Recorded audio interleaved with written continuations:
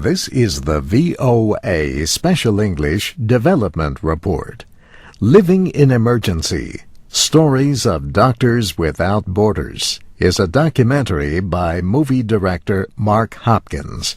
It tells the story of 4 doctors and their volunteer work in Liberia and the Democratic Republic of Congo. The award-winning film was first shown at the 2008 Venice Film Festival. It opened in the United States last month.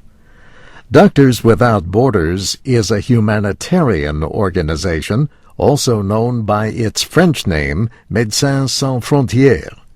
It handles emergencies caused by war, infectious disease, and natural disasters. The group says this was the first time it gave a documentary crew unrestricted access to its field operations. Mr. Hopkins and his crew filmed the doctors working under some of the most extreme and dangerous conditions imaginable. The director says Living in Emergency is a story about how things are, not how you wish things were. Dr. Tom Kruger from the United States volunteered in Liberia in 2003 after 2 civil wars. It was pretty much a shock when I got here. I mean, if you're going to talk to some of your friends about some of the stuff you saw,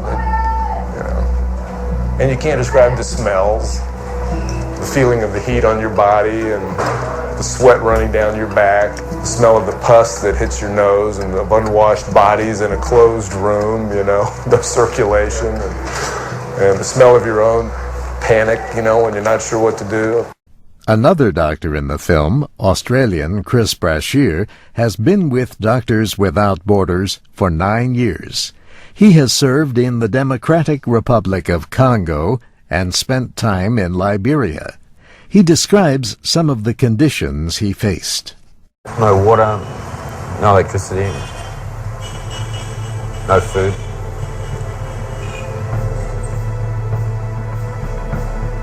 Pretty apocalyptic, really. Doctors Without Borders was established in 1971 by doctors and journalists in France. Today, the group provides humanitarian medical aid in nearly 60 countries. On an average day, it says, almost 27,000 doctors, nurses, and others work in teams of local and foreign aid workers. Dr. Chiara Lepora from Italy also appears in the film. She spent several years working with the group and told VOA's Penelope Polo that she will probably return. There are a lot of doctors who are willing to volunteer once, but not many doctors who are willing to repeat the experience. Doctors Without Borders is structured as an international movement. It has organizations in 19 countries, including the United States. 90% of its money comes from private sources. In 1999, the group received the Nobel Peace Prize. And that's the VOA Special English Development Report, written by June Sims. Transcripts, MP3s, and podcasts of our reports are at voaspecialenglish.com. I'm Steve Ember.